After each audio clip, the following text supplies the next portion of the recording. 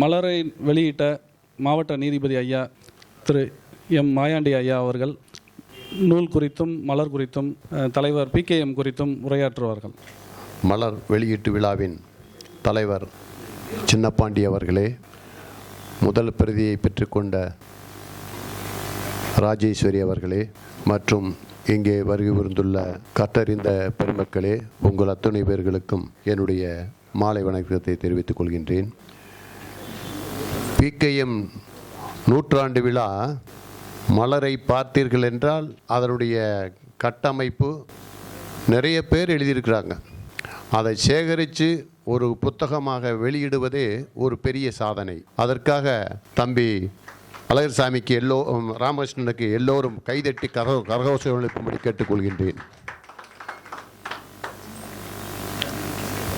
தலைவர் சின்னப்பாண்டி அவர்கள், நான் கல்லர் பள்ளியின் தலைமை ஆசிரியர், என்னைய போய் எதற்கு தலைமை தாங்கும்படி கேட்டார்கள் என்று சொன்னார். அதற்கும் அர்த்தம் இருக்குது.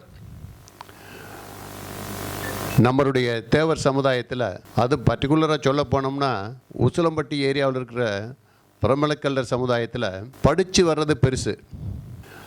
அதில் நாங்கள்லாம், நான் மாமா சூரியராஜ் எல்லாம் அடுத்தடுத்த ஊர், பக்கத்து ஊருக்கு தான். அவரும் படிச்சுக்கிட்டு இருக்கும்போது வயலில் எப்படி விவசாயம் பண்ணுவார் வந்தார்ன்றது எனக்கு தெரியும். நாங்களும் விவசாயம் பண்ணுறது எப்படி தெரியும். ஆனால் மாமாவுக்கு தாத்தா ஆசிரியர், எங்கள் அப்பாவெல்லாம் ஒரு விவசாயி, கைநாட்டு தான். அப்படிப்பட்ட ஊர்கள் இருக்கவங்க, நாம் பொருளாதாரத்தில் பின்தங்கி இருந்தாலும் நாம் பொருளாதாரத்தில் முன்னேறுவதற்கு முதல் படி படிப்புன்னு சொல்லித்தான் மூக்கையா தேவர் கல்வி கண்ணை திறந்து வைத்தார். அப்படி கல்வி கண்ணை திறந்து வைத்ததன் காரணமாகத்தான் என்னை போன்ற மக்கள் நீதிபதியாகவும் மற்ற அதிகாரிகளாகவும் இருக்கின்றார்கள். இன்று தலைவர் சின்னப்பாண்டியினுடைய புதல்வி ஒரு IAS கலெக்டராக இருக்கிறார் என்றால் அது PKM அவர்களுடைய வழிகாட்டுதல் தான் என்று சொல்ல வேண்டும். அவருக்கு நன்றி செலுத்தும் விதமாகத்தான் உங்களை இன்று தலைமை தாங்க வைத்திருக்கிறார்கள் என்று நான் கருதுகின்றேன். எல்லோரும் எல்லா துறையிலும் நன்கு படித்து வந்திருக்கின்றோம். மற்ற சமுதாயத்தில் முன்னேறி இருக்கிறார்கள், பொருளாதாரத்தில் முன்னேறி இருக்கிறார்கள் என்று எல்லோரும் கருத்து கூறினார்கள்.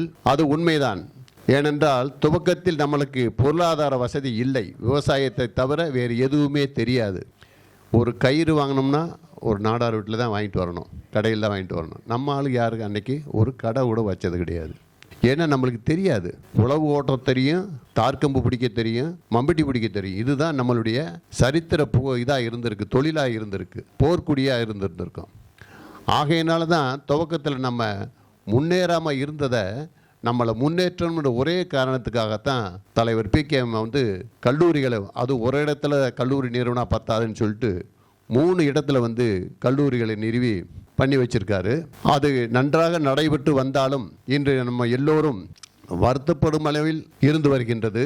அதற்கு ஒரு சரியான தீர்வு காண வேண்டும். அந்த தீர்வுக்கும் இன்று கூடினோம் போனோம் என்று இல்லாமல் என்னுடைய மன ஆதங்கத்தை சொல்லுகின்றேன். தேவர்களுடைய எலெக்ஷன் வரும்போது பார்த்தோம் என்றால் காசுக்கு ஓட்டு போடுகிறார்கள். அதுதான் எனக்கு முதலில் வருத்தப்பட செய்த ஒரு வேதனையான காரியமாக இருந்தது.